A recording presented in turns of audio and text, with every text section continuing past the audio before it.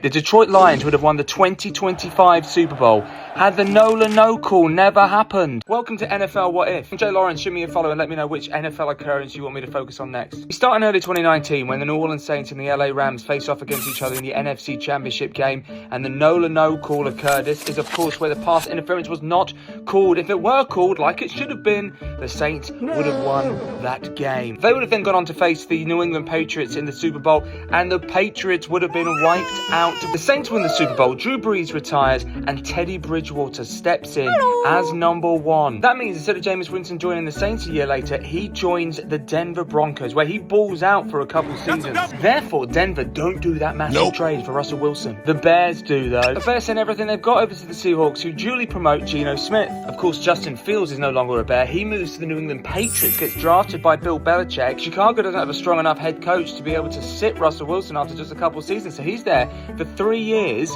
and he doesn't get to the playoffs. That leads us up to the 2024 season, where the Carolina Panthers should have the number one pick, but remember, they traded with the worst team in the 2023 season, which was not Chicago. Russ isn't that bad, but the Houston Texans. So instead, it's the Indianapolis Colts that take CJ Stroud, who then go and win the AFC South. Anyway, back to 2024. Texans are on the board with the number one pick of the NFL draft, and having not taken a QB a year earlier, they take Caleb Williams. And that means the Chicago Bears still need a QB, and even though Washington still draft Jaden Daniels, Drake May doesn't go to New England. Remember, Justin Fields is there. He does, however, go to Chicago, where the exciting new head coach Ben Johnson takes the job a year earlier than he did in real life. And May and Johnson hit the ground running, so much so that they become the third team in the NFC North to reach the playoffs. They beat Tampa as the 6th seed in the NFC, but they lose to Detroit. Now that means that Detroit are at home in the NFC Championship game, and with the weight of Michigan behind them, they beat the Eagles